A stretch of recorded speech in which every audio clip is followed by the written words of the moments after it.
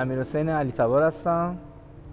حدوداً 10 ساله که در خدمت سازمان آتش‌نشانی کاشان هستم. مسعود اخوانپور هستم با 8 سال سابقه آتش‌نشانی. جواد قمی هستم با 16 سال سابقه در آتش‌نشانی. اسحاق بیغمی هستم. 17 سال است توی سازمان آتش‌نشانی دارم فعالیت میکنم. اینقدر مناسبت‌های زیادی ما سر کار بودیم که واقعا تعدادش یادمون نیست اصلا. اکثر مناسبت‌ها که نیستیم، یا شیفتیم یا اضافه کاریم یا آماده باشیم. و امسال سال ششمی هستش که روز پدر تو شیف هستیم. بهترین کادو یه نقاشی خیلی خوشگل از دخترم. لبخندی بوده که روز پدر اومده و یادش بوده و مانو بوس کرده.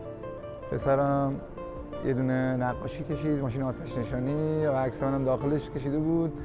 کارهایی که خودم دوست داشتم انجام بدم برای پدر و مادرم نتونستم انجام بدم. همه تلاشمون کردیم که فرزند خوبی باشیم، ولی خب انشالله که راضی باشم. این سوال رو باید حتما از پدرامون میپرسیدید که الان نیستم متاسفانه در قید حیات. سنا خانم سلام. قربون تو فدات بشم بابایی. میدونی امروز چه روزیه؟ تولد حضرت علی روز پدر. فدات بشم. بله روز شما مبارک.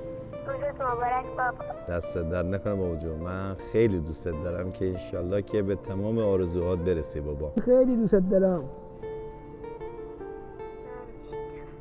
بابا خیلی دوست دارم. منم دوستت دارم بابایی.